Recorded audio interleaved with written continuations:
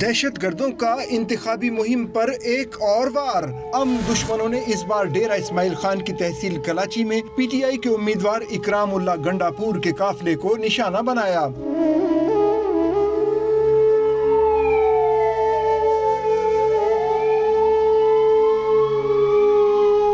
خیبر پختونخوا کے حلقے پی کے 99 سے تحریک انصاف کے امیدوار ساتھیوں کے ہمراہ کارنر میٹنگ میں شرکت کے لیے جا رہے تھے۔ خودکش حملہ آور نے کمال خیل چوک پر اکرام اللہ خان کی گاڑی کے قریب خود کو دھماکے سے اڑا دیا۔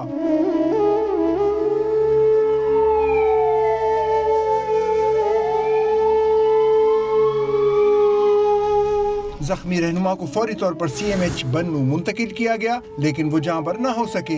ڈی پی او کے مطابق دھماکے میں 8 کلو بارودی مواد استعمال کیا گیا۔ دھماکے کی جگہ سے خودکش حملہ آور کے اعضاء مل گئے۔ اکرام اللہ گنڈا پور کی میت پوسٹ مارٹم کے بعد ڈی ایچ کیو اسپتال سے ان کی رہائش کا منتقل کر دی گئی۔ کراچی میں پیر کی صبح 7 بجے ان کی نماز جنازہ ادا کی جائے گی۔ اکرام اللہ خیبر پختونخوا کی سابق حکومت میں وزیر زراعت تھے۔ 16 اکتوبر 2013 کو اکرام اللہ خان کے بھائی سابق صوبائی وزیر قانون اسرار اللہ گنڈا پور کو ان کے ڈیرے پر خود کو حملہ کر کے شہید کر دیا گیا تھا۔